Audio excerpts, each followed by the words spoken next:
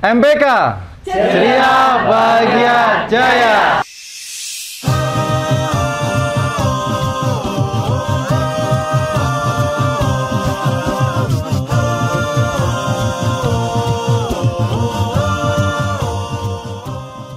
Assalamualaikum warahmatullahi wabarakatuh, Ustaz. Waalaikumsalam warahmatullahi. Sehat, Ustaz?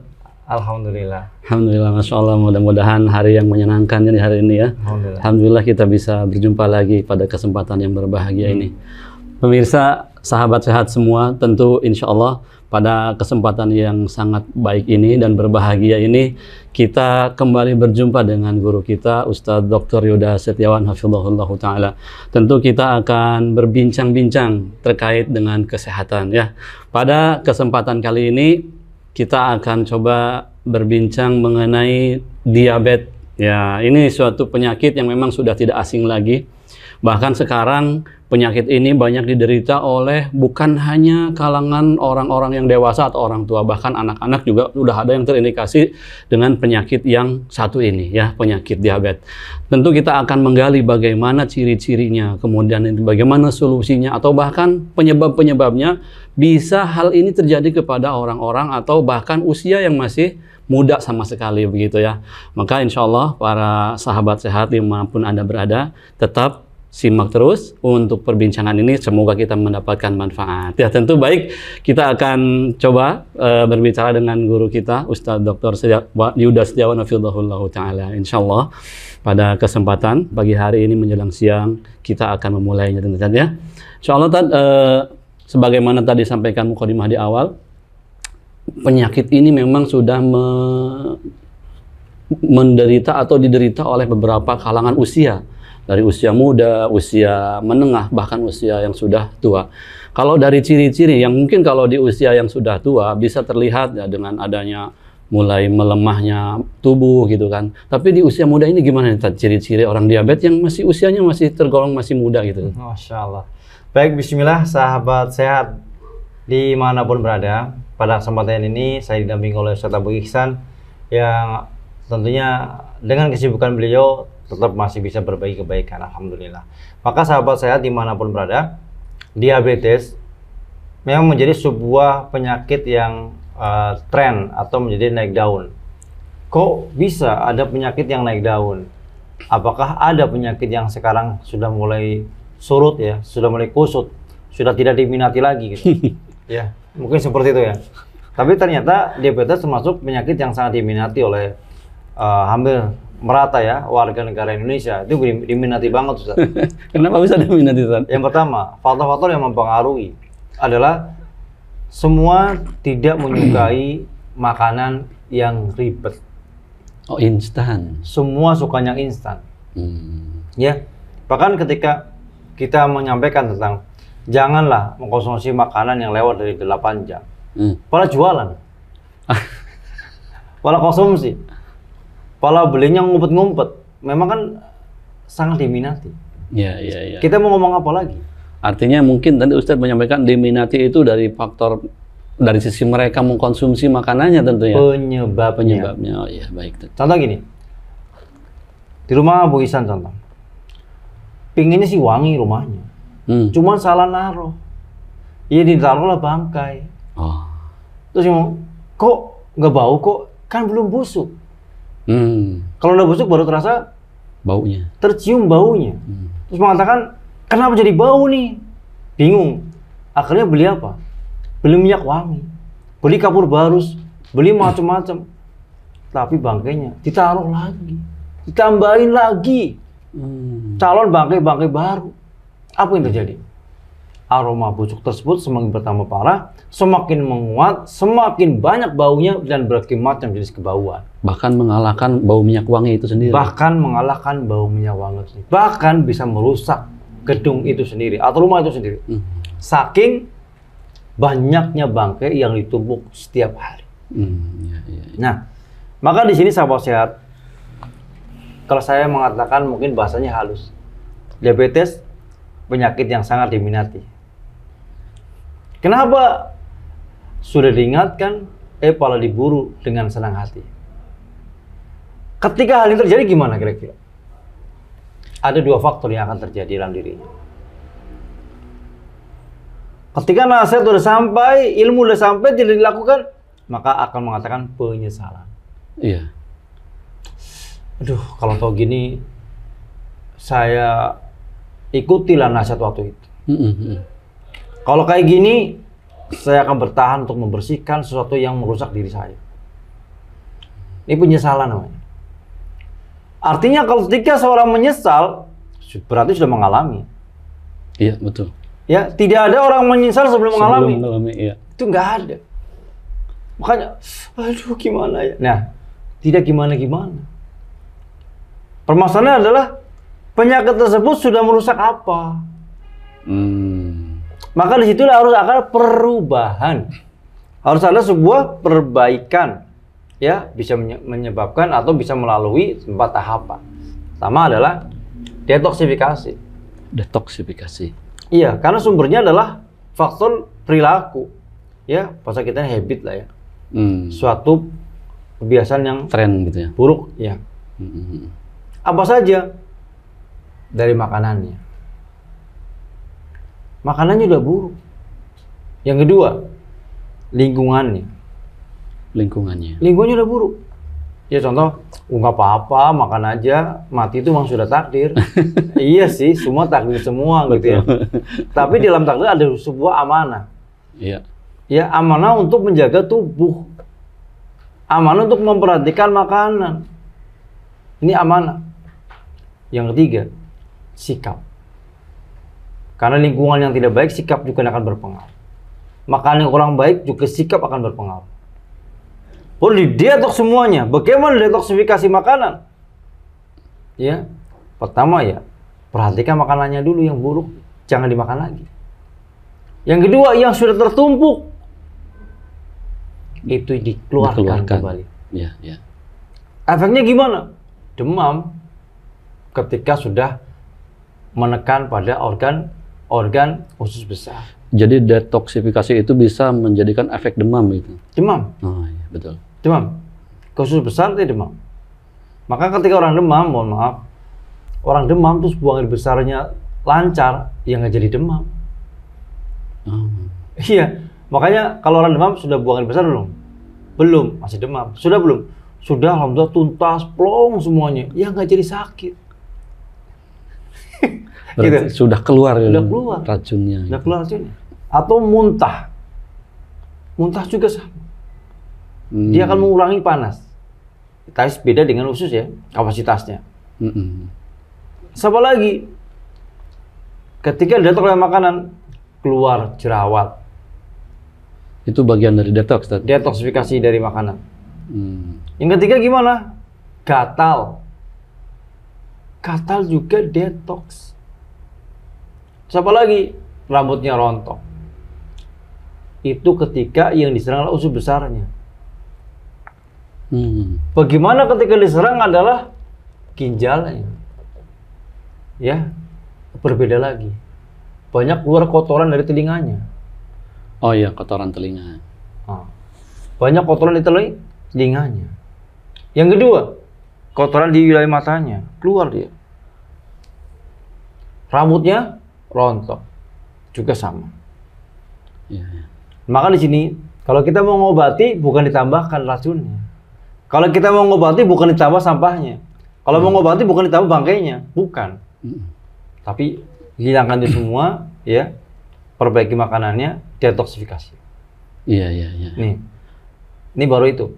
Baik, tadi kan sempat kita bahas tentang ciri-cirinya ya.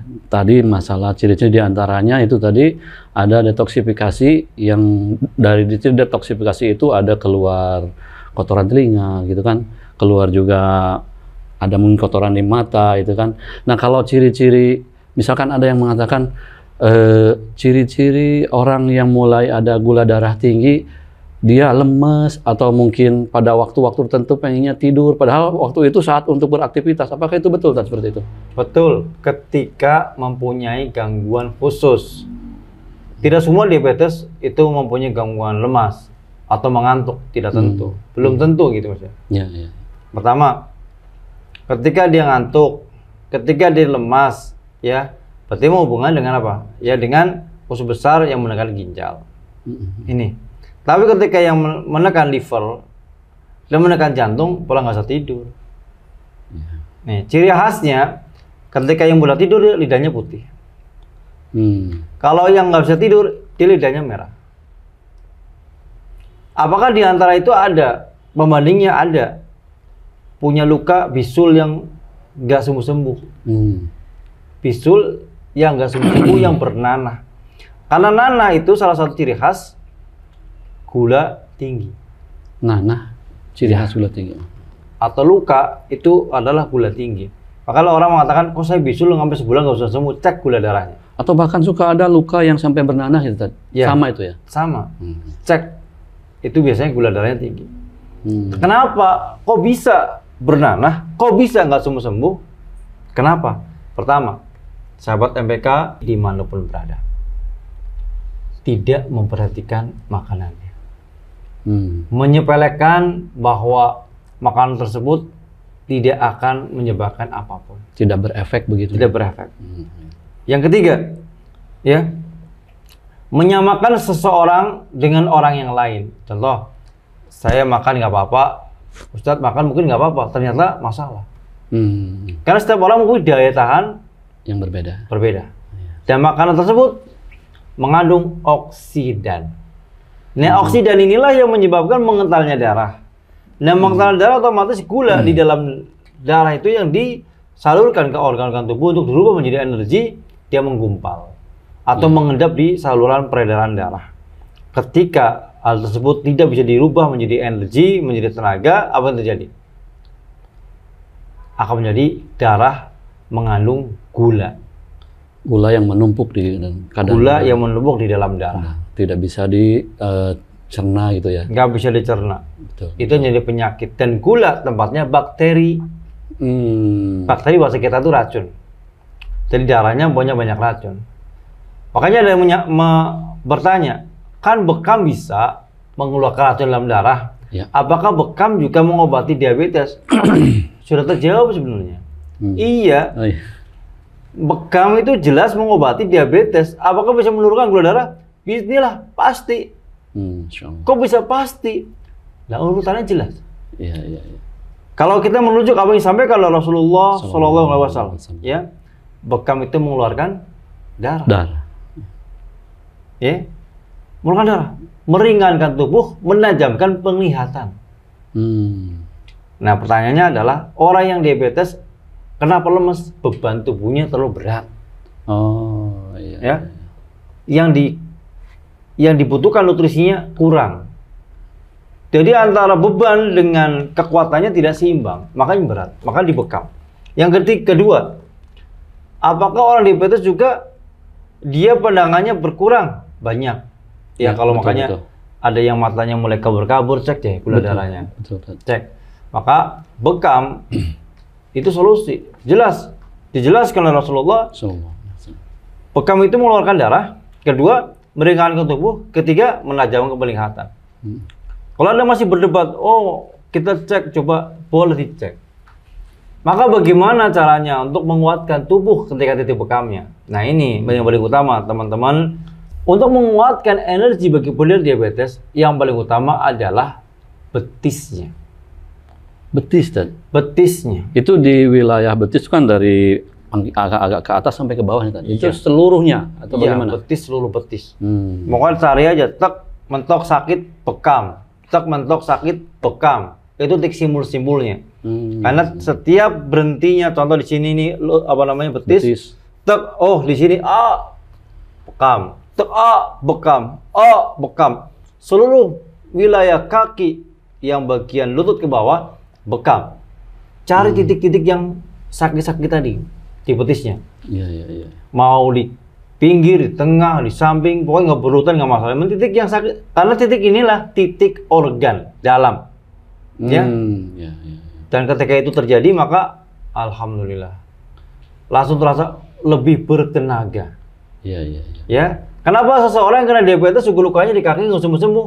Karena penyubatannya ada di betisnya. Terutama kalau di kaki memang betul sih. Iya. Iya, banyak pengalaman seperti itu. Kenapa? Karena penyumbatannya di betisnya.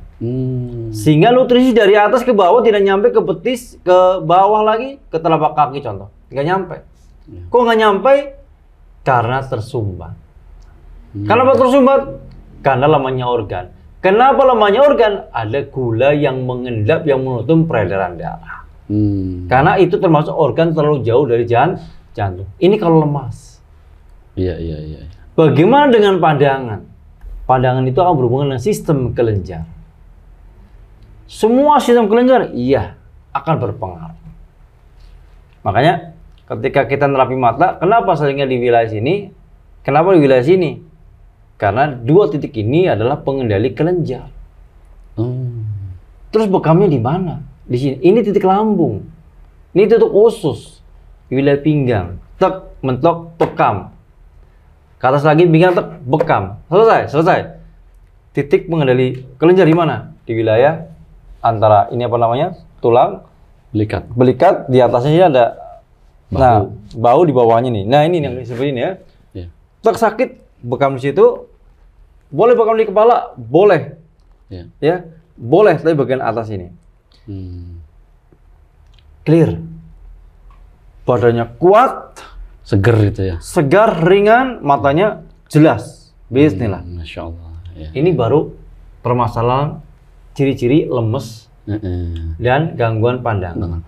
Ya. Ini baru itu. Jadi kalau orang mau tanya tentang bekam ya bisa dibuktikan. Kita langsung tes. Tadi berapa tingginya? Terus setelah dibekam kita cek lagi ada berapa tingginya. Oh, jadi after before gitu ya pastinya. After before. Iya. Ini ya, Masya Allah ya. Baik, tadi ada detoksifikasi, kemudian ada pengaruh lingkungan gitu kan. Nah, ini dari pengaruh lingkungan yang paling kuat kira-kira apa nih dari pengaruh lingkungan ini? Baik, budaya. Budaya. Ya mungkin setiap daerah punya budaya. Contoh, pagi hari kalau mungkin di daerah-daerah perkotaan konsumsi nasi uduk. Ya. Kalau di kampung-kampung malah jarang ada nasi uduk.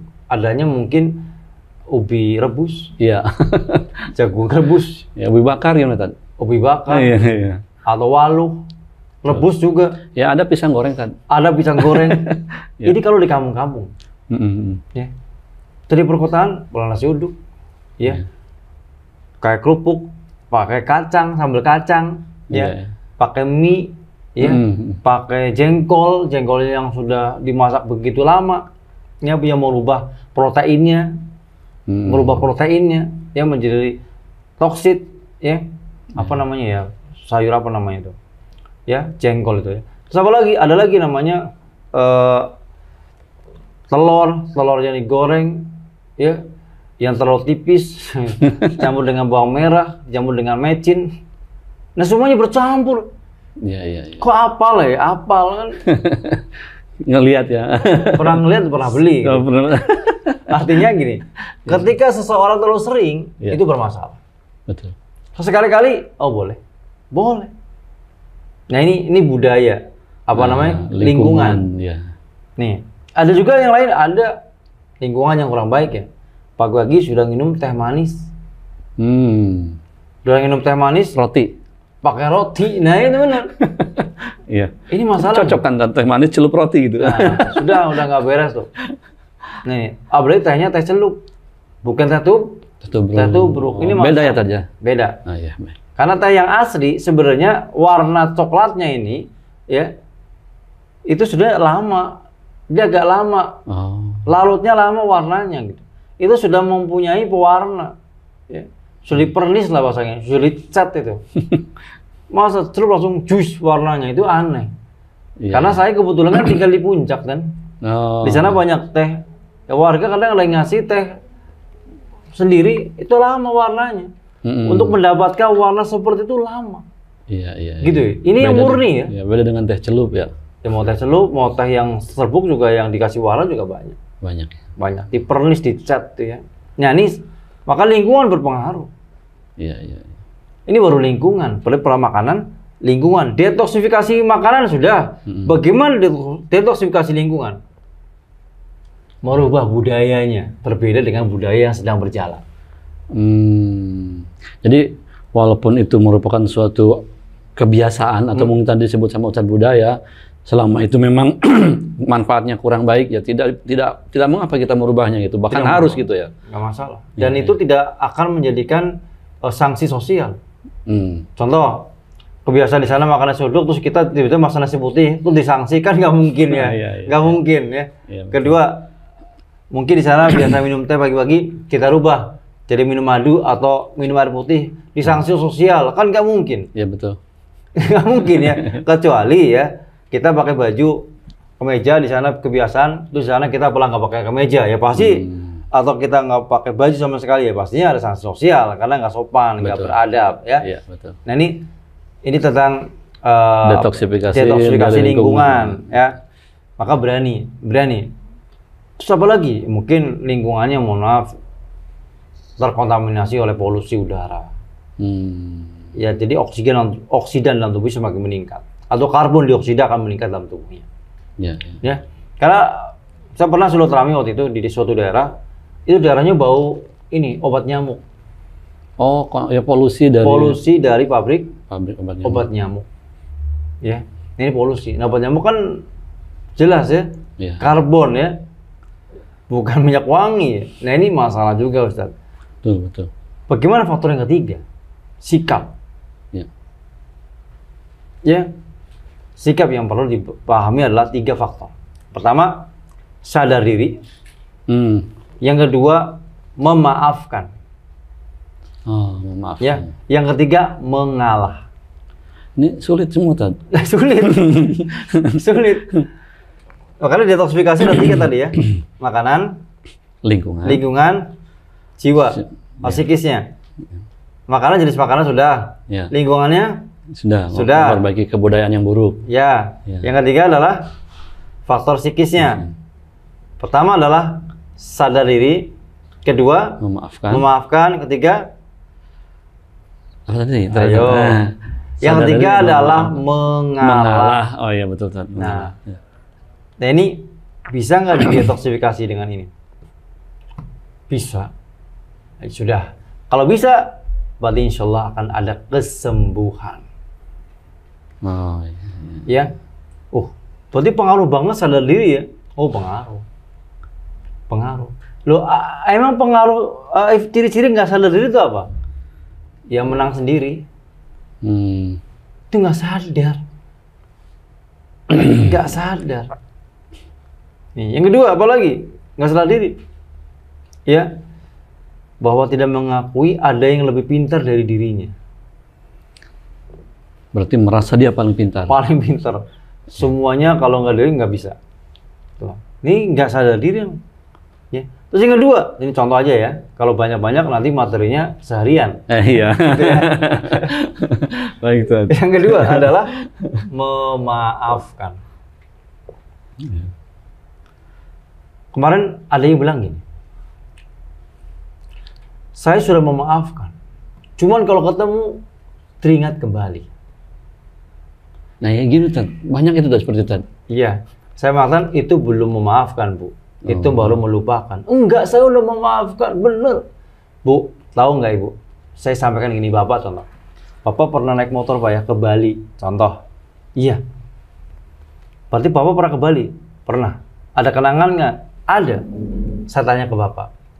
Pak, Bapak kalau ke Bali, masih, kalau ngelihat tulisan Bali aja, masih nggak kenangan itu terasa Pak? Ya enggak. Tapi ingat Bali nggak? Ingat. Nah, yang saya maksud Bapak dan Ibu, yang dimaksud memaafkan adalah ketika bertemu sudah tidak ada rasanya. Mengingat boleh, tapi sudah tidak terasa lagi. Rasa mungkin yang dimaksud rasa yang membuat tidak nyaman begitu ya? Rasa yang menyakiti dirinya. Yang mengecewakan sudah nggak ada.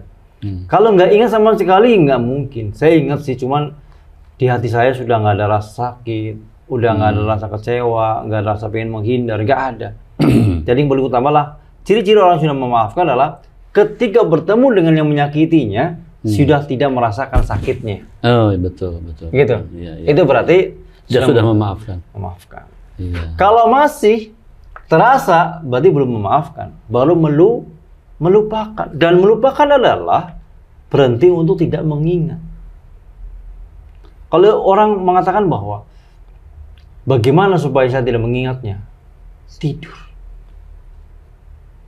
Tidur nggak? Iya, udah ingat apa-apa tuh. Tapi kalau bangun akan teringat kembali.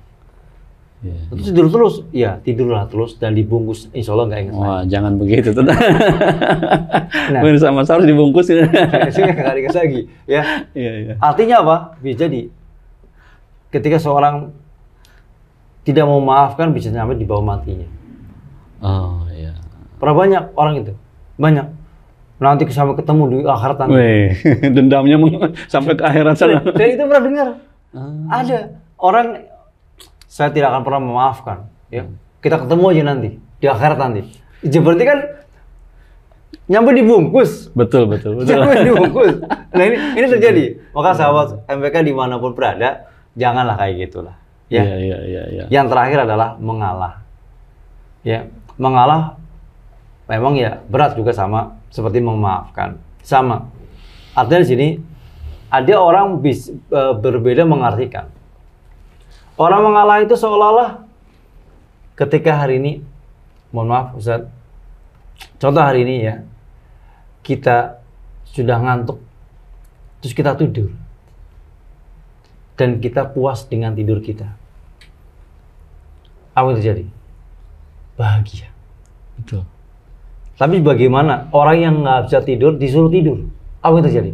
Gelisah. Ya, berarti kalau ada orang yang merasa mengalah ternyata gelisah dengan tidurnya, bukan tidurnya, gelisah dengan permasalahannya, maka dia belum mengalah, tapi baru kalah.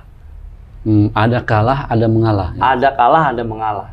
Makanya kalau contoh saya perumpamakan, ada seseorang yang mengantuk, terus tidur, pasti puas ya tidurnya, bahagia. Kedua, orang yang sebenarnya mengantuk, tapi nggak usah tidur, saya dipaksa untuk tidur, apa yang terjadi? Gelisah, bangun pun nggak fresh. Iya. Begitu dengan sikap kita. Katanya ngalah, enggak. Nanti saya tunggu nanti. Itu kalah namanya. Dendam namanya ya. Iya. Iya betul. Nah, maka di sini detoksifikasinya ini tadi. Ya, pertama adalah sadar diri. Kedua, memaafkan. Ketiga, mengalah. Oh, kenapa sih orang susah memaafkan? Satu, terlalu sering berulang-ulang kali mendapatkan sesuatu yang dikecewakan. Yang sama. Ya. Maka orang-orang yang sering dikecewakan ini susah memaafkan. Ya. Temperamen, susah diatur, berprasangka buruk, ya, paranoid ya. Semuanya nih di sini. Ya. Saya sempat lihat TikTok ya. Di TikTok, mohon maaf, ada TikTok. Itu ada seseorang yang menggantungkan kresek di pintu, dan salah satu ujung kreseknya itu kan ada yang menongol kayak gini. Dilihat dari jauh seolah-olah kayak penampakan. Paling deketin kresek, nyantai di apa? Di pintu. Itu kan suatu halusinasi yang berlebihan. Dan itu terjadi. Dan ini berarti kalau orang bisa sering halu-halu seperti ini, bisa salah satu ciri khas terkena gangguan diabetes. Maka orang yang halusinasi diabetes dah. Ya. Salah satunya ciri. Salah satunya diabetes. Itu pasti halu dia. Halu. Oh yang itu dah. Ya. Ini terjadi di TikTok ya. Saya pikir, masya Allah nih materinya kok lucu-lucu tapi masuk materi bagi saya materi gitu. Ya bagian jadi sesuatu yang ilmiah jadinya. Ilmiah, gitu ya. betul. Ya. Bagaimana yang tadi mengalah? Apa sumbernya? Ketika orang mau mengalah, pertama adalah dia itu menyadari bahwa semuanya adalah takdir.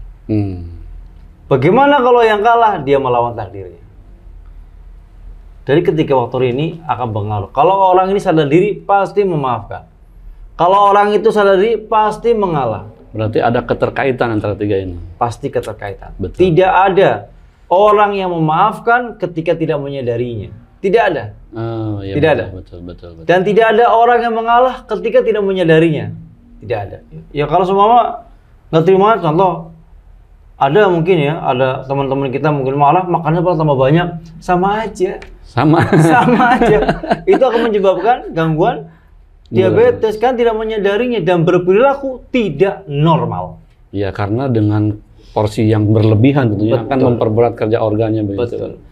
Ya baik Ustaz, Masya Allah ini pembahasan yang sangat menarik ya dan luar biasa. Tapi memang waktu kita juga tidak lama. Ya, baru detoksifikasi ya. Karena Ustaz juga banyak kesibukan tentunya ya. Baik. Cuma di kesempatan ini kita pengen tahu nih dengan solusinya dengan herba, Ya. terutama herba-herba yang ada di At-Taubah mungkin yang sudah disediakan di sini. Kira-kira herba yang paling tepat apa Tad? Baik, kalau kita membahas tentang detoksifikasi, kalau kita detoksifikasi yang pertama tadi apa? Makanan.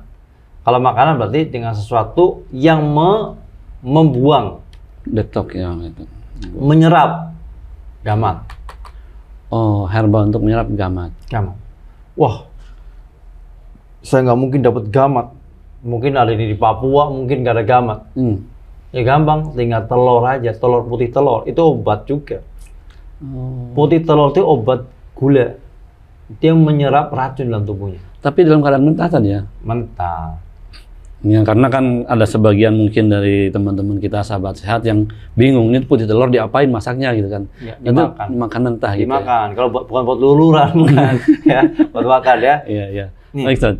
Ini kalau permasalahan dengan pencernaan, makan adalah gamat. Mm-mm. Bagaimana saya nggak suka gamat? Bisa dengan madu. Kalau berhubungan dengan sistem pencernaan, madu. Nih, bagaimana kalau saya nggak ada madu, nggak ada gamat? Coba berpuasa. Iya. Puasa kan nggak modal. Betul. Cuma hanya modal iman. Gimana ya Allah? Ya, jadikanlah hari ini sebagai bentuk kesembuhan. Karena apa yang disampaikan Rasulullah SAW, ya, kalau langsung berpenyakit ada di perut, maka berpuasa adalah obatnya. Iya. Ya, kalau kita kembalikan dengan apa yang disampaikan Rasulullah SAW. Ini, berarti puasa nggak modal ya? Enggak. Mau nggak? Masalahnya gitu. Ini. Iya. Yang kedua apa, Ustaz? Kira-kira tadi. Setelah pencerahan terus apa? Untuk lingkungan. Oh, ya betul. Bagaimana dengan lingkungan? Saya nggak bisa dengan lingkungan saya. Hijrah. Ya. Berpindah. Dari lingkungan satu ke lingkungan lain. Saya nggak punya modal. Saya nggak modal untuk pindah. Gimana caranya? Hijrah. Sabar. Bersabar ya. Bersabar. Iya. Dan ikuti aturan Allah dan Rasulnya. Baik. Ya. Apa yang ikuti perintah Allah? Yang pertama adalah maka hendaklah manusia memperhatikan makanannya. Sabar dengan makanan yang nikmat tapi menyakitkan. Kalau memang nggak boleh konsumsi jangan dulu gitu ya. Jangan. Sabar. Iya betul. Itu. Ya karena bersabar itu diantaranya salah satunya itu kan menahan sesuatu yang memang tidak baik untuk tubuh kita, untuk organ kita, untuk kesehatan kita, tentunya begitu ya. Nah tadi ada gamat. Nah selain gamat gitu kan, kalau kita lihat di sini ada madu pahit ini. Bagaimana madu pahit ini berhubungan dengan organ atau berhubungan dengan yang lainnya? Makanan ya. Ini berhubungan dengan makanan. Ini berhubungan dengan makanan. Iya. Tapi faktor yang ketiga, jiwa. Jadi kalau kita hari ini kurang lembut, ya kurang mesra, kurang romantis, sama istri aja kayak ketemu mantan. Ya, kalau ada butuhnya di WA. Kalau nggak ada butuh, cuek aja. Datang nggak disambut, pergi nggak diantar juga. Nggak ada sama sekali, respon dingin, harmonisnya dingin. Maka butuh namanya yang untuk mengembalikan fungsi sadar dirinya. Itu kalau kita menggunakan dawa usyifa. Ya, makanya ada dawa usyifa. Bagaimana ketika dawa usyifa itu dikonsumsi mandiri, nggak campuran apa-apa. Artinya tidak campur ini atau ini. Boleh. Kalau tahapnya ringan. Tapi kalau tahapnya berat, maka tambahkan gamat lagi atau tambahkan hafizah oil. Iya. Dengan grade yang lebih berat gitu ya. Atau contoh gimana grade yang lebih berat ya tentunya. Betul. Contohnya gimana grade berat? Yang sudah luka nggak sembuh misalkan atau gimana? Pertama itu. Yang kedua adalah grade yang paling berat adalah yang selalu membicarakan orang tersebut. Itu. Berarti perlu namanya dawa syifa plus hafizah oil. Ya. Kayaknya alasannya susah nih. Susah move on kayaknya. Selalu dibicarakan. Kepada siapapun bertemu bicara orang itu terus gitu ya. Kayaknya bahasa kita udah keterlaluan banget nih. Bahasa kasarnya udah kurang ajar banget itu. Iya. Memalukan sekali. Nah ini berarti betul namanya Dawa Syifa plus Hafizah Oil. Ya, berarti pengobatannya dengan herba tersebut. Nah makanya ini sahabat MPK dimanapun berada, oh berarti ciri-ciri diabetes kok ini terus ini bahas ya. Bahas contoh masalah, mohon maaf, dibahas contoh masalah poligami, benci dengan poligami banget. Nah contoh gitu ya. Contoh, mohon maaf, dicontoh membahas tentang, mohon maaf, tentang janda tuh dibahas. Ini diabetesnya gara-gara masalah perjandaan ini. Artinya dia itu memang susah untuk move on gitu ya, iya, sensitif, punya kenangan dengan perjandaan. Selalu kemana bahas itu terus itu kan. Padahal itu sebenarnya melukai dirinya sendiri. Iya, makanya butuh namanya Dawa Syifa plus Hafizah Oil. Contoh lagi, kalau ada orang contoh ya, berdandan yang rapi, yang wangi, nggak suka. Kenapa? Karena kenangannya adalah yang wangi itu mengecewakan atau menjadikan hianat dalam dirinya. Oh iya. Nah, contoh nih ya. Nah, berarti kalau yang sering dibicarakan itu ada sesuatu yang tidak disukai. Iya. Berarti butuh Dawa Syifa sama Hafizah Oil. Hafizah Oil atau plus gamat. Walaupun di Dawa Syifa sudah ada gamatnya. Iya. Ini berarti perlu penenang. Karena gridnya udah tinggi tadi ya. Tinggi saat. Udah berat gitu ya. Udah berat. Iya. Ada contoh, ada lagi nggak sih yang kira-kira dibicarakan yang nggak disukai? Contoh ya, tempat-tempat yang, mohon maaf, yang sepi, yang gelap, atau yang bau-bau wangi bunga-bunga di malam hari. Kan ada bunga malam hari, ada yang wangi, ada. Ya. Ada. Wah, takut. Nah, ini juga ciri khas orang-orang mempunyai gangguan yang perlu penambahan herba Dawa Syifa plus Hafizah atau gamat. Oh ya, baik. Ada juga orang yang trauma, Ustaz. Ada orang trauma temu saya, kalau temu Ustaz nanti gimana gitu. Khawatir jatuh. Bukan Ustaz, orang lain juga gitu. Contoh ya. Kalau contohnya Ustaz Abu Ihsan kalau ketemu saya tambah cinta. Itu perlu namanya Dawa Syifa plus Hafizah Oil. Nah, artinya di sini sahabat MPK ya, kita tidak bercanda, tapi saya pingin obrolan kita itu itu terasa ini fakta. Betul. Fakta. Bahkan mengedukasi tentunya.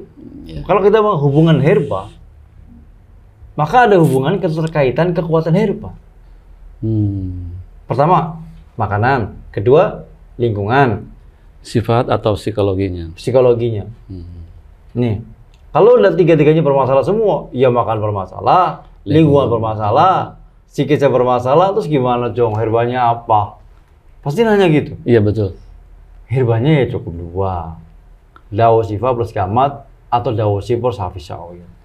Kenapa nggak pakai madu hutan premium? Kenapa nggak pakai madu pahit premium? Karena di dalam Dawa Syifa sudah ada madunya. Oh iya. Bagaimana kalau makanan satu itu minum Dawa Syifa boleh nggak? Boleh.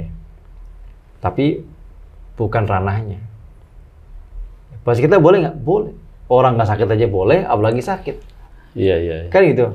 Yang kedua, ketika masalahnya adalah lingkungan, boleh nggak minum Dawa Syifa? Boleh. Tapi kan bukan jawabannya. Tapi efeknya gimana? Yang sehat aja boleh, masa yang bermasalah nggak boleh. Iya. Gitu ya. Yang ketiga, psikis. Boleh nggak kalau saya konsumsi madu pahit premium? Jangan. Sebaiknya jangan. Iya. Nanti banyak maunya. Oh begitu. Ini kan banyak maunya kalau udah pakai ini. Maunya disayang-sayang, ternyata ngecewain terus. Malah tambah berat. Tidak Kalau sesuai dengan diharapkan. Makanya kalau minum madu itu, memang maunya disayang-sayang. Makanya kalau punya madu pasti disayang-sayang. Artinya, saya suka minum madu nih, pasti orangnya pengennya dimanjain, diperhatiin. Iya. Betul. Jadi kalau ngeliat contoh, mohon maaf Ustaz Abu Ihsan, kalau lihat istri pagi-pagi, minum madu nih, memang orangnya maunya dimanjain, diperhatikan gitu ya. Iya. Masya Allah. Makanya luar biasa. Makanya dijelaskan ya, barang siapa yang konsumsi 3 sendok madu di pagi hari selama 40 hari, maka terhindar dari penyakit-penyakit berat. Masya Allah. Kenapa bisa terhindar penyakit berat, Ustaz?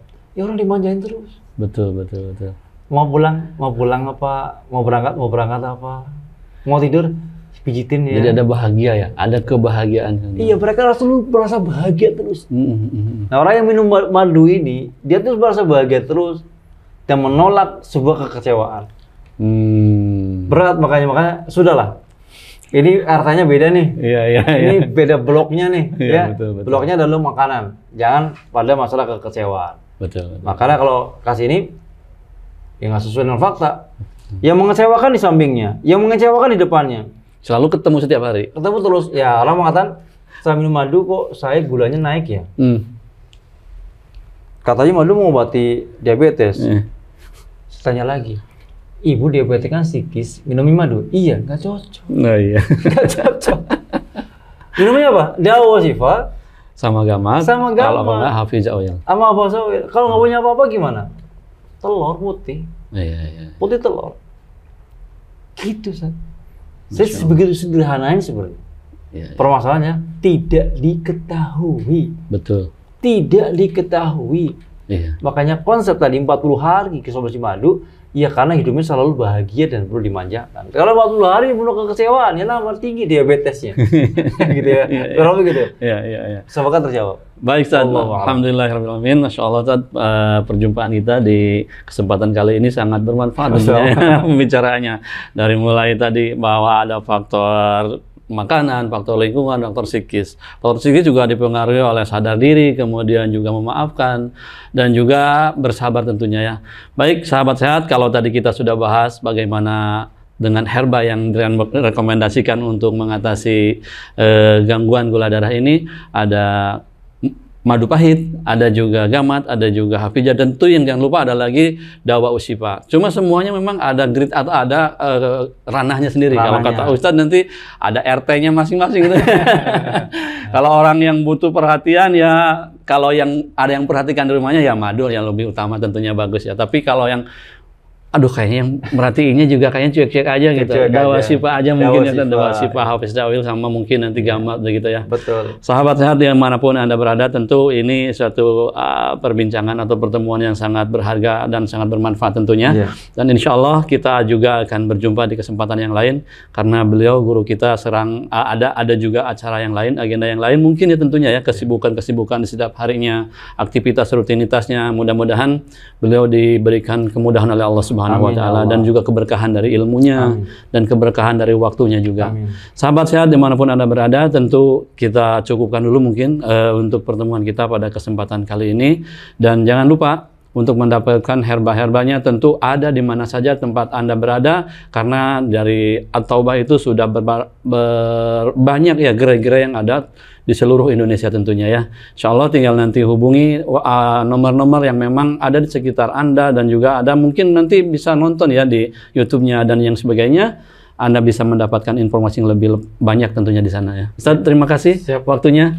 Barakallahu fiik. Tentunya mudah-mudahan Ustaz juga senantiasa dalam keadaan keberkahan. Amin ya Allah. Amin. Demikian pemirsa, kita tutup dengan kafaratul majelis tentunya. Subhanakallahumma wa bihamdika asyhadu an la ilaha illa anta astaghfiruka wa atubu ilaik. Wassalamualaikum warahmatullahi wabarakatuh.